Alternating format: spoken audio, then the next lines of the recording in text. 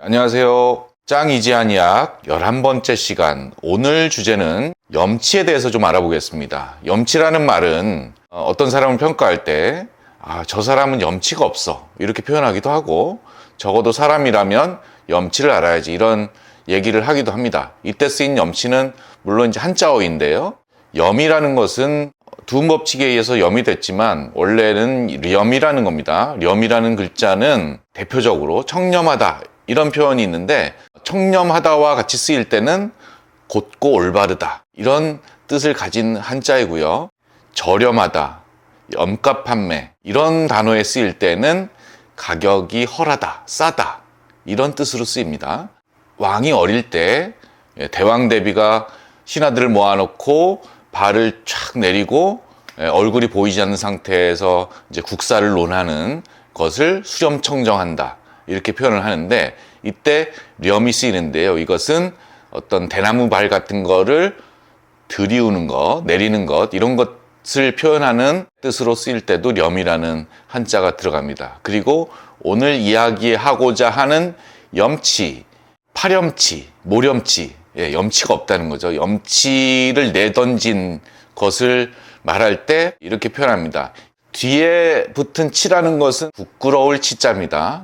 그래서 부끄러움을 모르는 행위를 할 때 이제 파렴치하다, 모렴치하다 이렇게 얘기를 하는데, 이때 쓰인 염이라는 것은 모서리나 가장자리를 표현할 때 렴이라는 한자를 씁니다. 저는 이것을 이제 계단의 가장자리를 우리가 잘못 밟으면 실족을 해서 계단에서 넘어지기도 하고 구르기도 하잖아요. 렴이라는 건 그런 겁니다. 사람으로서는 응당이 해야 하거나 하지 않아야 할 행동이나 언행들이 있는데, 그것을 어떤 경계가 있단 말이죠. 모서리가 있는 거예요. 이 모서리나 가장자리를 넘어서면 절벽입니다.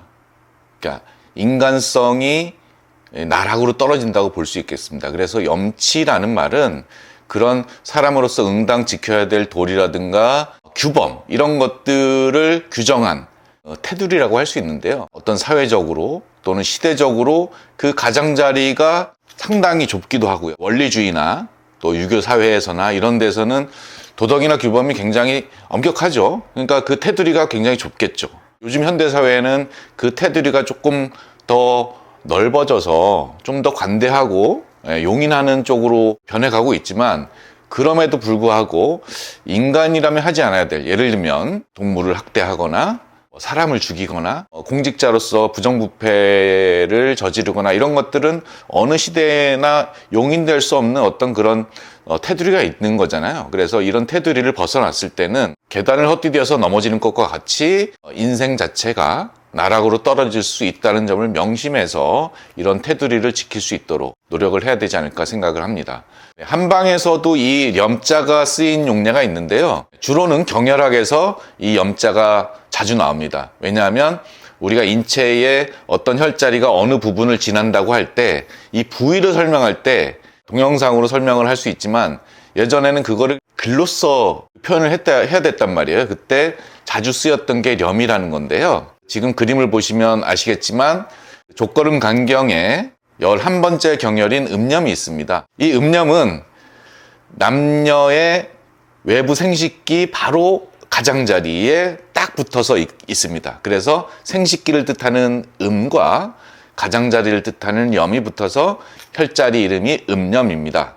그리고 족양명 위경의 흐름을 서술할 때 정강이 아래 외측 모서리를 따라 외렴을 따라 내려간다 이런 표현이 나오고요. 그러면 이제 족삼리에서부터 쭉 아래로 내려가는 것을 정강이의 외측 모서리를 따라 내려간다 이렇게 표현했던 것이에요. 그 다음에 그 수양명 대장경이 두 번째 손가락 손톱 옆에서부터 시작해서 이렇게 손가락의 위쪽 모서리를 따라서 합곡으로 이렇게 들어갑니다. 그래서 손가락의 상념을 지나 합곡에서 나온다 이렇게 표현하고 있습니다. 이렇게 할 때 이 위쪽 모서리, 아래쪽 모서리, 앞쪽 모서리 이런 것들 다 렴이라고 해서 상렴, 하렴, 내렴, 외렴, 전렴, 후렴 이런 식으로 표현을 했던 것입니다. 염치에서 담고 있는 뜻이 바로 이런 모서리나 가장자리를 뜻하는 것처럼 한의학에서도 모서리를 표현할 때 염이라는 한자를 가져와서 많이 인체를 설명하는 데 사용을 했었고요.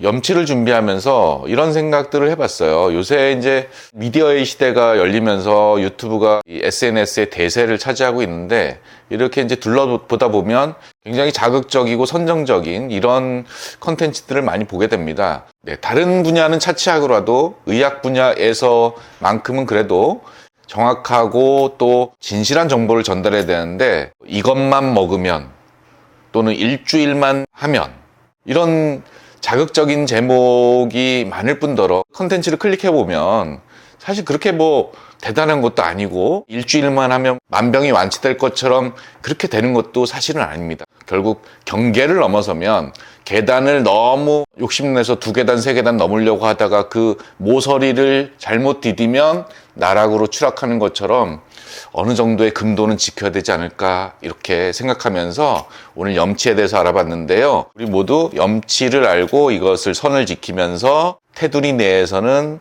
그래도 행복하고 즐거운 삶이 될 수 있도록 노력했으면 좋겠습니다. 이상 마치겠습니다.